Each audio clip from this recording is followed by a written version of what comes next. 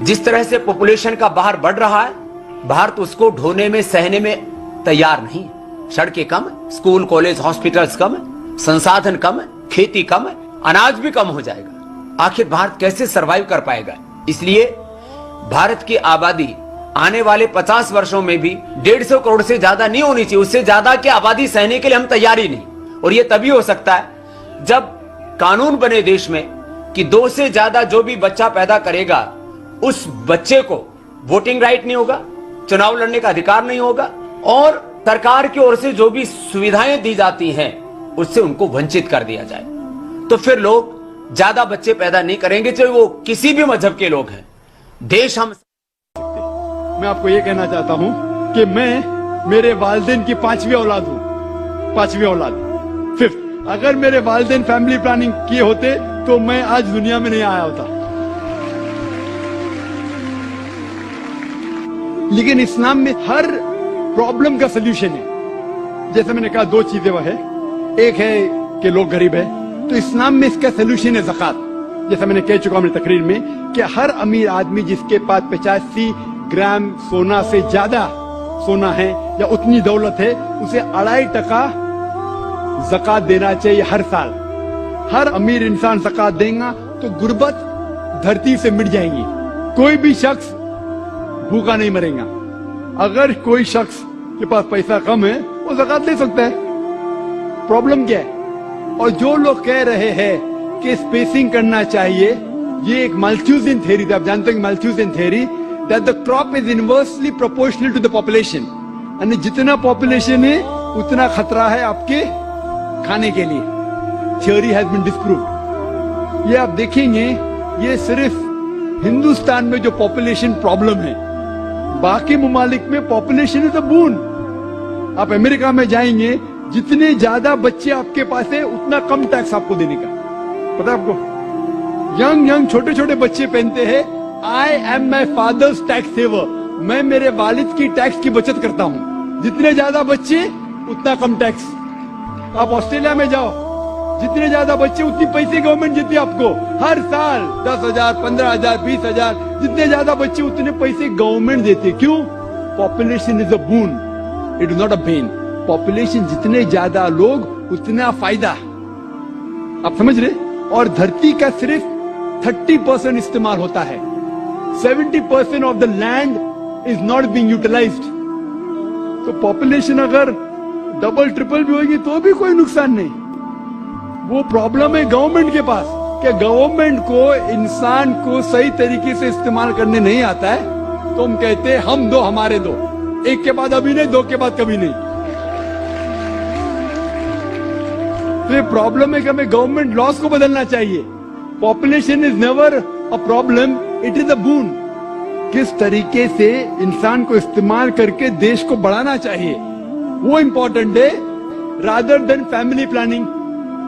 और आप जानेंगे कि अल्लाह सुब्हानहू व तआला ने 2 बार कुरान मजीद में इसके बारे में जिक्र किया है। एक है इसरा सूरा नंबर 17 आयत नंबर 31, और दूसरी आयत जो मैंने पेश किया सूरा नाम सूरा नंबर 6 आयत नंबर 151 में। पहले जगह अल्लाह ताला कहते कि आप अपने बच्चों का कत्ल मत करो, क्योंकि अल्लाह सुब्हानहू व तआला आपको भी रिज़्क़ देगा, आपके बच्चों को भी रिज़्क़ देगा। पहले सूरा नाम सूरा नंबर 6 आयत नंबर 151 में आपको भी रिज़्क़ देगा, आपके बच्चे को भी देंगे। दूसरी आयत में सूरह इसरा में सूरा नंबर 17 आयत नंबर 31 में अल्लाह ताला फरमाते बच्चों का कत्ल मत करो, अल्लाह ताला रिस्क बच्चे को भी देंगे, आपको भी देंगे। अभी यहां अदला बदली हो जाती। पहले आयत में कहा गया कि आपको रिस्क देंगे, आपके बच्चे को भी। दूसरे आयत में कहा गया आपके बच्चे को भी रिस्क देंगे, आपको भी देंगे। मानी तो एक है, लेकिन अल्लाह सुब्हानहू व तआला हर कुरान का अल्फाज का एक वजन है। अगर आप तहकीक करेंगे तो यह पता चलता है कि पहली आयत खुसूसन गरीबों के लिए है। आप अगर समझते कि और एक बच्चा होगा तो मैं भी मरूंगा, बच्चा भी मरेगा, खाने पीने के वालदे है, और एक बच्चा होगा तो मैं भी मरूंगा, बच्चा भी मरूंगा। अल्लाह ताला कहते फिक्र मत करो, अल्लाह ताला आपको भी रिज़्क़ देंगे, आपके बच्चे को भी। और दूसरी आयत अमीरों के लिए कि मैं चाहता हूं कि 3-4 साल बाद मेरे बेटे को इंजीनियर बनाऊंगा, मैं मेरे बेटे को डॉक्टर बनाऊंगा, तो मैं चाहता हूं कि कम बच्चे हो। तो अल्लाह ताला कहता है अल्लाह ताला रिस्क आपके बच्चे को भी देता है, आपको भी देता है। Order is interchanged. और मैं मिसाल दिए, आप देखेंगे जितने नोबेल प्राइज विनर है, ये जरूरी नहीं कि वो एक ही बच्चे थे अपने वालिदैन के नोबेल प्राइज मिला, तो ये गलत फहमी है। और अल्लाह सुब्हानहू व तआला नेचुरल फैमिली प्लानिंग दे चुका है। इस्लाम में नेचुरल फैमिली प्लानिंग है, जो कुरान की आयत है सूरह लुकमान सूरा नंबर 31 आयत नंबर 14 कि मां ने अपने बच्चे को 2 साल तक दूध पिलाया।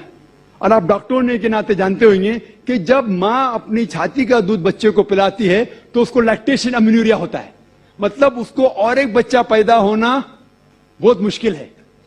ये अल्लाह सुब्हानहू व तआला नेचुरल फैमिली प्लानिंग कर चुका है। शादी करती है वो मर जाता है, फिर दूसरे आदमी से करती है वो भी मर जाता है, फिर तीसरे से करती है वो भी मर जाता है, फिर चौथे से, 5वें से, 7वें से। जन्नत में या आखिरत में वो किसकी बीवी होंगी, ये सवाल है, बराबर ना? हाँ, इसका जवाब ईसा अलैहिस्सलाम बाइबल में कहते they shall not die any more, वो फिर से और नहीं मरेंगे। और इस्लाम में भी जब आखिरत में जाएंगे जिस तरीके से अभी रिलेशनशिप है वैसी नहीं है, बराबर? आप मुझसे पूछेंगे एक आदमी 90 साल की उम्र में मरता है, एक बच्चा 2 साल की उम्र में मरता है, आखिरत में क्या उम्र पे? हमने सोचे 90 साल का आदमी अगर वापस आखिरत में आएगा इतना बूढ़ा, तो अल्लाह ताला जब उठाएंगे it will be something different. वो जरूरी नहीं कि आप 90 साल पे मरे तो 90 साल पे उठाएंगे, जन्नत में आप अल्हम्दुलिल्लाह तंदुरुस्त रहेंगे। आप समझ रहे? तो उसी तरीके से खाना पीना जिस तरीके से हम आज खा रहे पी रहे हैं, वी रिक्वायर सेक्सुअल रिलेशनशिप, आखिरत में इट विल बी डिफरेंट, अलग रहेगा। तो वहां ऐसा सब मामला नहीं रहेगा कि किसकी बीवी रहेंगी, पहले सब लोग जन्नत में जाएंगे क्या पता, आप समझे कि नहीं? सब लोग जन्नत में जाएंगे क्या पता, सब लोग भी नेक रहेंगे, दैट्स अ डिफरेंट सिचुएशन। जरूरी नहीं कि वो औरत हर एक की बीवी रहेंगी, लेकिन अगर सब लोग नेक है तो कुरान मजीद में कहा गया है हर एक को हूर मिलेंगी। हूर मतलब a beautiful girl, so all will be satisfied, सब लोग खुश रहेंगे, अल्लाह ताला सब लोग को खुश करेगा। यही आंसर है, यही आंसर। हाँ, लेकिन जरूरी नहीं कि वो औरत हर एक की बीवी बने आखिरत में। आंसर यही है। खुश है ना आप? No, that was the answer. Correct. करना चाहिए क्या, मुझे उनकी खिदमत करना चाहिए?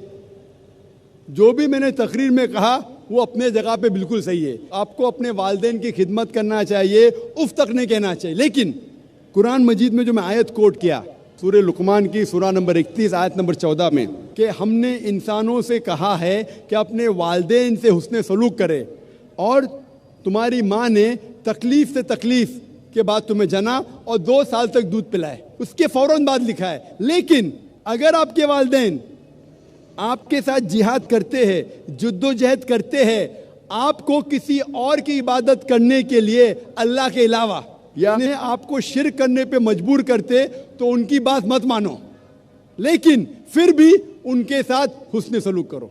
तो कुरान में ये लिखा है कि आपके वालिदैन की इज्जत करो, हुस्न सलूक करो, लेकिन अगर वो अल्लाह के खिलाफ जाते हैं या अल्लाह के रसूल के खिलाफ जाते, उस वक्त आपको उनकी बात नहीं मानना चाहिए, लेकिन फिर भी हुस्न सलूक करना चाहिए। तो वो अगर बोलते नमाज मत पढ़ो, आपको नमाज पढ़ना चाहिए, लेकिन फिर भी उनके साथ प्यार से पेश आना चाहिए। आपका फर्ज है कि आप आपके वालिदैन के, भले वो मुशरिक है, भले वो गैर मुस्लिम है, फिर भी आपको उनके साथ प्यार से पेश आना चाहिए, ये फर्ज है आपका। अगर आप प्यार से पेश नहीं आएंगे तो आप अल्लाह के खिलाफ जाएंगे, अल्लाह के रसूल के खिलाफ। लेकिन अगर वो आपसे कुछ चीज़ कह रहे हैं जो शरीयत के खिलाफ है, अल्लाह और अल्लाह के रसूल के खिलाफ है, तो उस वक्त आप उनकी बात मत मानिए, लेकिन फिर भी उनके साथ प्यार से पेश आइए और उनको दावत दो। उनको लगना चाहिए कि मेरा बेटा अभी इस्लाम कबूल करने के बाद इतना दयालु है, ज़्यादा प्यार कर रहा है मुझे, भले मैं उनसे टोक रही है फिर भी प्यार करता है, मेरी खिदमत करता है, मेरी देखभाल करता है, इतना मुतासिर होना चाहिए, वो भी इस्लाम कबूल करना चाहिए। Hope the answers the question.